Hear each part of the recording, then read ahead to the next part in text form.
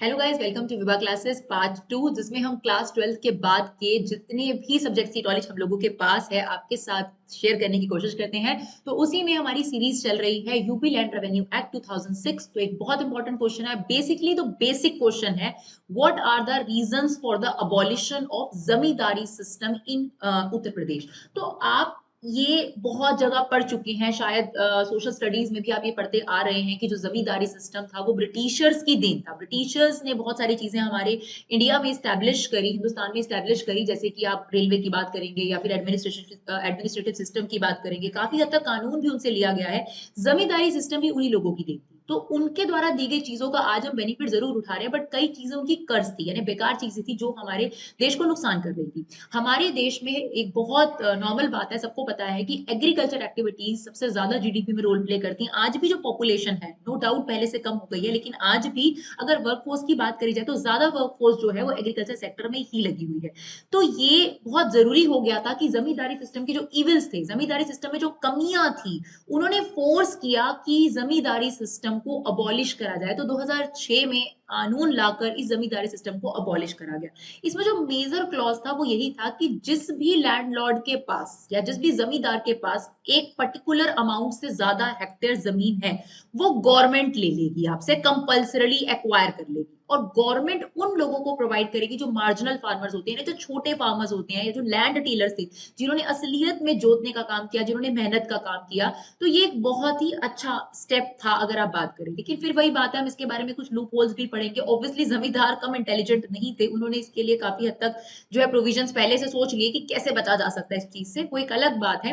लेकिन फिलहाल के लिए हमें ये जानना है कि क्या रीजंस थे जिस वजह से जमींदारी सिस्टम जो था यूपी का, उसको अबॉलिश कर दिया गया। तो यहाँ पर हम लिस्ट ऑफ द रीजंस आपको देंगे, फैक्टर्स देंगे जो कारण बने यूपी जो एक्ट था आपके पास उसको अबॉलिश कर दिया गया। तो जो सबसे पहला कारण था, it is necessary for increasing agriculture production. जैसा कि अभी आपको बताया गया कि हमारा देश की अभी भी अगर आप बात करेंगे 50% के आसपास की जनता, वर्कफोर्स अभी भी आपके पास एग्रीकल्चर एक्टिविटी में लगी हुई है ना। मानते हैं कि 75% से जो रेशियो है ये कम हो चुका है, क्योंकि हमारा इंडस्ट्रियल और टर्जरी सेक्टर में जो है वो वर्कफोर्स जा चुका है, डाइवर्ट हो चुका है, तो एक अच्छी बात है। लेकिन एग्रीकल्चर सेक्टर में अभी भी अगर आप बाकी सेक्टर्स की बात करें, ज्यादा लोग लगे हुए हैं। तो अगर हम एग्रीकल्चर सेक्टर की प्रोडक्शन को इंक्रीज नहीं करेंगे, जो कि प्राइमरी सेक्टर है, देखिए जो इंडस्ट्रियल सेक्टर है, मतलब जो इंडस्ट्रीज हैं, वो डिपेंड किस पे करती है? कच्चे माल पे डिपेंड करती है। कच्चा माल आपको कहाँ से मिलेगा? एग्रीकल्चर से। तो एग्रीकल्चर की प्रोडक्शन इंक्रीज होना बहुत ज्यादा जरूरी है।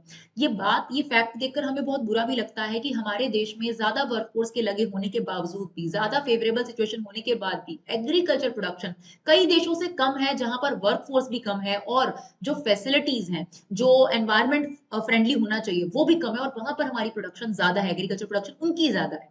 तो ये बहुत जरूरत महसूस हो रही थी कि एग्रीकल्चर प्रोडक्शन को इंप्रूव करा जाए। तो एक कुछ रीजंस ढूंढे गए, तो ये पाया गया, जब peasants will not work to his full capacity unless he is certain that he will enjoy fruit of his labour.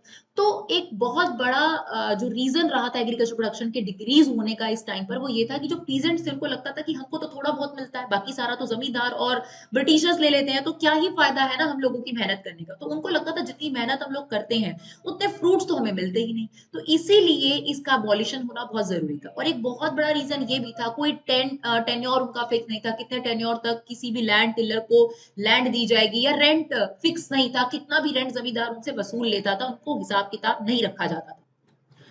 और ये बहुत जरूरी हो गया था कि जो ये इंटरमीडियरीज हैं, इनको प्रोडक्शन इंक्रीज करने के लिए, एग्रीकल्चर प्रोडक्शन इंक्रीज करने के लिए इनको रिमूव करा जाए। तो सबसे पहली जरूरत थी कि हमें एग्रीकल्चर प्रोडक्शन, जो हमारे देश की सबसे ज्यादा स्ट्रॉन्ग पॉइंट है, जितना उसे होना चाहिए वो उतना जीडीपी में कंट्रीब्यूट नहीं कर रहा, उस प्रोडक्शन को इंक्रीज करा जाए। उसके लिए इंटरमीडियरीज को हटाना बहुत जरूरी था। पीजेंट्स जो थे वो काफी हद तक अनहैप्पी हो चुके थे, जो लैंड टीलर थे, जो खेती करते थे, जो जोतते थे, जो मेहनत करते थे, उनको लगता था कि हम जितनी मेहनत करते हैं उसके फ्रूट्स तो हमें मिलते ही नहीं। तो फर्स्ट रीजन है, it is necessary for increasing agriculture production. Second जो सबसे बड़ा कारण इसका बना कि लैंड का भी एक्सप्लॉयटेशन हो रहा था। देखिए इंटरमीडियरीज जो थे वो सिर्फ इस बात पे फोकस करते थे कि रेंट रिसीव हो जाए, उस जमीन पर क्या उगाया जाए, कितनी बार उगाया जाए, कितने टाइम उसे खाली छोड़ा जाए, इसका उनको कोई मतलब नहीं था। उनका जो पूरा फोकस था वो रेंट कलेक्शन पर था। तो उन्होंने लैंड की इंप्रूवमेंट पर ध्यान नहीं दिया। और आप लोग जानते हैं कि अगर लैंड बंजर हो जाएगी तो फिर वो खेती के लायक कैसे रह जाएगी। तो दूसरा जो सबसे बड़ा कारण था, पहला रीजन था कि हम चाहते थे कि हमारी एग्रीकल्चर प्रोडक्शन इंक्रीज हो, कि ज्यादा वर्कफोर्स लगी हुई है। दूसरा कारण ये था कि जो ये इंटरमीडियरीज थे, ये सिर्फ और सिर्फ रेंट रिसीव करने पर फोकस रखते थे, इनका कोई फोकस नहीं था लैंड की इंप्रूवमेंट पर, उसकी क्वालिटी इंप्रूव करने पर, जो कि आगे जाके फ्यूचर में काफी नुकसानदायक हो सकता था। तो ये भी एक रीजन बना इस सिस्टम को जो है अबॉलिश करने के लिए। तीसरा एक बहुत बड़ा कारण है, देखिए, it was uneconomical to the state. अगर आप डेटा देखेंगे तो अप्रोक्सीमेटली डेटा है कि 682 लाख का लैंड रेवेन्यू कलेक्ट होता था स्टेट गवर्नमेंट को, और 71 लाख लोकल टैक्सेस लगते थे, कुल मिला लेंगे अगर आप जो भी है।